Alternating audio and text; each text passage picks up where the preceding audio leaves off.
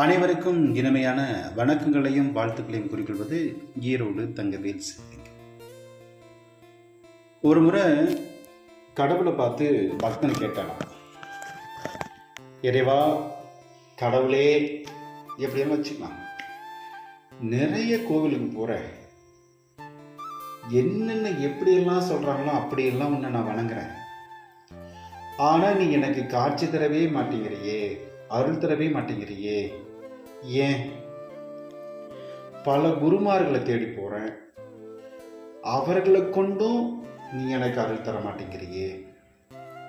காணிக்க தரேன், அன்னதானங்கள் செய்கிறேன், அப்ப கூட நீ எனக்கு அருள் புரிய மாட்டேங்கிறியே. உளவாரம் செய்கிறேன், கோதானம் செய்கிறேன், இன்னும் என்னென்ன தானம் இருக்கோ எல்லாமே செய்கிறேன், ஆனா நீ எனக்கு அருள் தரவே மாட்டேங்கிற.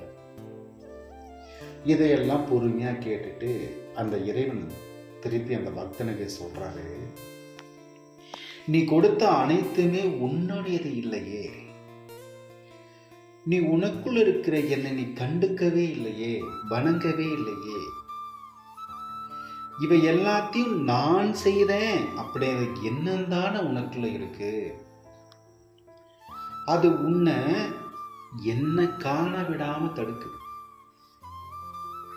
நீ செய்யறத செய்ய, ஆனா அத நான் தான், அதாவது நீ தான் செய்ததா நினைச்சு செய்யாது. நீ வெறும் கருவிங்கிறத எப்பவுமே மறந்துடாது. உன்னை கொண்டே இதை இயக்குகிறேன், நீ இல்லைன்னா இன்னொரு ஆளை வச்சு செய்ய.